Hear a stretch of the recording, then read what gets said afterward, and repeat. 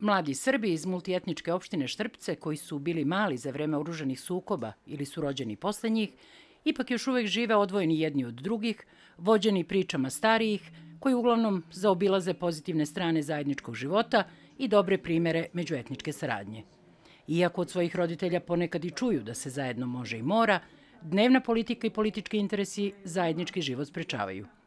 To je stav mladih Srba iz opštine Štrpce, izrečen na okruglom stolu u ovom gradu, a na temu zajedničkog života svih zajednica na Kosovu. Pa trenutno najviše politika, sve je stvar politike, da nije politika kakva je sada, mislim da bi bilo bolje. Moje mišljenje je da najviše remeti javna politika na cijeloj teritoriji Kosova. Na Kosovu živi tek nešto više od 1.700.000 ljudi. Mesta ima za sve. Ipak, posledice oružanih sukoba, ali i ranijih međuetničkih problema se osjećaju i danas.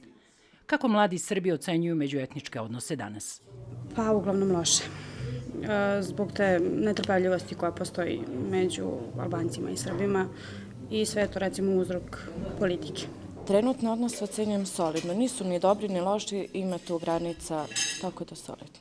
Mladima je zaista dosta priča o ratu, dosta im je mržnje i problema. Samo da se vrati svest o pravim vrednostima i da se shvati da nije bitno koja je nacionalna pripadnost, već samo da su ljudi dobri ili zli, to je to. Pa recimo ta bolja saradnja među omladine danas. Ja mislim da bi to bio taj neki faktor recimo za bolju saradnju među svima nama, kako Srbima, tako i Albancima. Mislim da je prevelika tenzija između Srba i Albanaca i da to kvari njihove odnose, da se malo smire strasti, bilo bi baš dosta bolje.